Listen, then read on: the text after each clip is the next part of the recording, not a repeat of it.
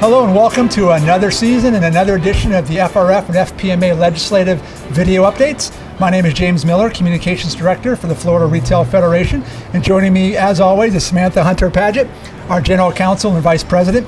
Well, Samantha, it's another session, and well, week 3 has been just as crazy and wild as everyone thought it would be. Let's talk about some of the bills that are important to our members this week. First one is commercial lease tax. Can you talk about where it is? Well, there are 2 different proposals right now on the move for commercial lease tax. One would take a 1% reduction off of that tax. The other would take the tax out of the ad valorem portion of the commercial lease tax.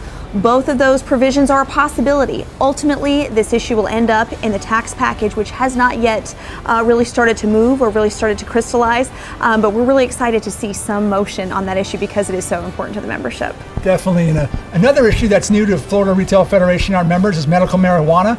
Samantha, talk about where that is and why it's important. It's important because as this issue develops, we want to make sure that our employers maintain the ability to regulate their workplace. So it allows them to continue to have restrictions regarding drugs in their workplace, both the use and the influence of the employee. So we have proposed an amendment that will allow employers to continue to have control of their workplace. We look forward to hopefully putting that amendment on the bill in its first committee stop. Another issue that's important to a large number of Florida Retail Federation members is plastic bags. Legislation is moving. Can you talk about where we stand with plastic bags? The Senate bill dealing with disposable plastic bags, Senate Bill 162, was heard this week in the Environmental Preservation and Conservation Committee.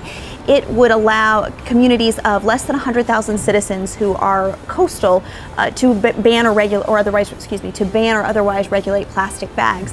That's of concern to our members, and so of course we were there in committee to testify on it and share our concerns. That has 4 references in the Senate, which is a lot. That's a lot of movement to make.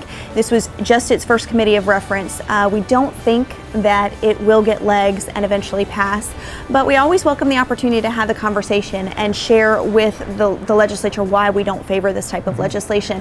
The House Companion has 3 committees of reference. It has not even received a first hearing, but we always are cautious and we always really follow this issue closely. But so far, we're not really concerned that this proposal will cross the finish line. Gotcha.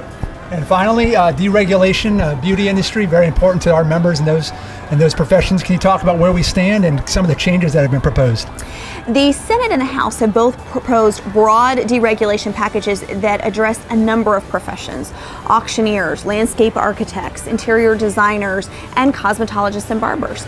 And there are, in the cosmetology and barbering profession, significant cuts to their required education hours. And this is of real concern to our salons, spas, and beauty schools. Not for their own bottom line, not for their interest to keep people out of the industry. This is a very open industry, very encouraging. They are really concerned about the impact this will have on service in Florida and the impact it will have on the ability of cosmetology and barbering students to be very successful in the industry. So we took this as an opportunity to educate, share with them why these hours are important, share with them why education in this profession is important. And I think that we are making real progress. And so I want to thank our Beauty Industry Council members that took it upon themselves to contact legislators. I think it made a real difference. I think we changed the conversation this week a little bit. Wonderful. That's great news for our Beauty Industry Council members. And that's it for this week's edition. Those are 4 of the hot topics that are important to you, our members, and important to us, and that we're fighting on your behalf on. As always, please check us out. Text FLBuzz to 313131 to get the latest on legislation and pending legislation and everything that's going on in the session. And as always, happy retailing!